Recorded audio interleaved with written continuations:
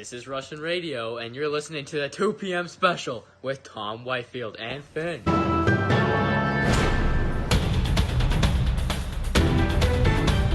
Hello, everyone, and welcome.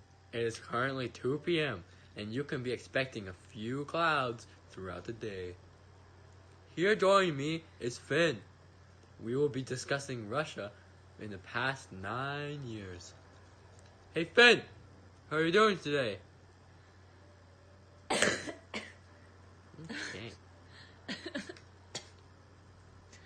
Hello, Tom. I'm doing just fine, thank you. But Russia has seen better days. I'd have to agree with you, Finn. But thankfully, it seems like the riots and strikes have started to settle down a bit. Well, Tom, we can sure count that as one of our blessings for the day. But sadly, even though years have passed, the 1905 revolution hasn't been dissipated the way riots have. There were certain events which truly left Russia in shambles. Remember Bloody Sunday, Tom? Well, certainly, Finn. Who could forget such a devastating massacre? Well, ain't that the truth? Hey, Finn, weren't you actually in St. Petersburg at the time of the revolution? Absolutely, Tom. I'm standing here today, just returned from the heart of St. Petersburg, and even 9 years in the future, it's almost as if I can still detect the musty stench of old blood and human decay. How unique! I can certainly back our beloved Tom up with that statement. Oh, how am I valued? Alright, settle down, buddy. Ah, yes, at once. My apologies, sir. So, Finn, can you explain what happened? What was the cause of such devastation? Well, you see, this catastrophe started out as a peaceful protest by steel workers. The working conditions were horrible.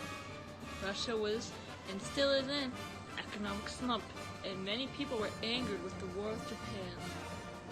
So as a protest, many workers marched to the Winter Palace to plead with Tsar Nicholas II. And that's when the civilians were gunned down by the soldiers, right? Yeah. And the way the public responded came as a shock. Gasp. That's right. Normally the public would have been put into silence of obedience. But this time was different. Yeah. Instead, the public was outraged, causing mass strikes and riots. Honestly, what was the government expecting? The working conditions were horrible. We worked a minimum of 10 hours a day, maybe even 15. We had to work if we were sick. Everyone was sick or injured, and those who were ended up living on the streets. Well, thankfully, workers and civilians now have human rights. And now, just 9 years after our war with Japan and the revolution, Russia is heading to war once again. It's just insane. Russia is in rough shape. Hey guys, and welcome back to another Tommy Talks, where we discuss Russia's recent events. Here joining me is Finn.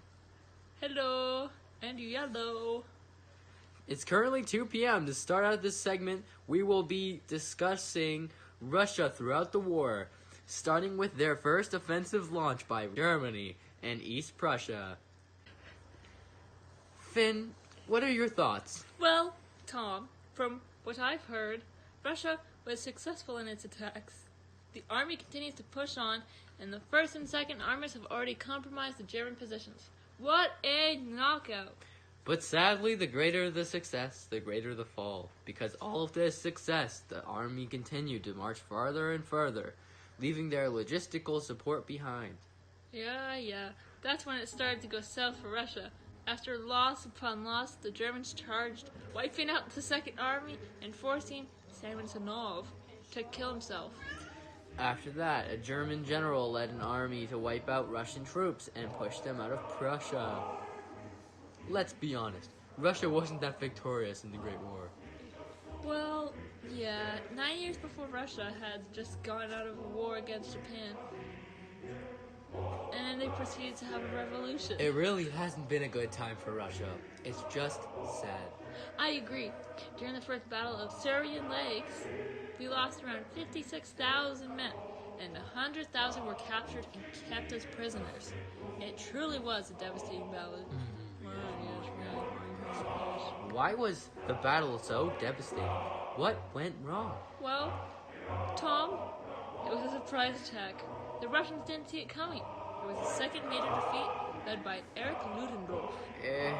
Wasn't that the guy that lost at Tannenberg? Yep, that's the dude. Many have proclaimed that this was only the beginning of an aggressive strategy.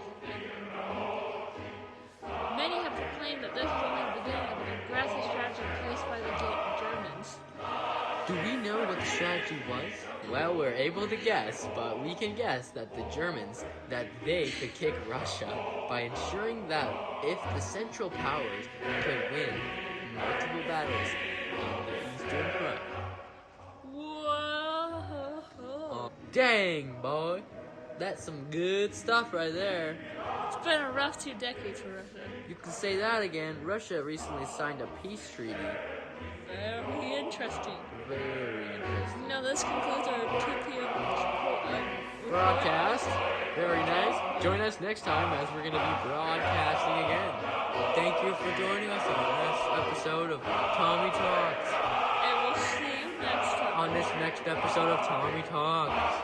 We'll be See you guys next time. We'll be discussing stuff on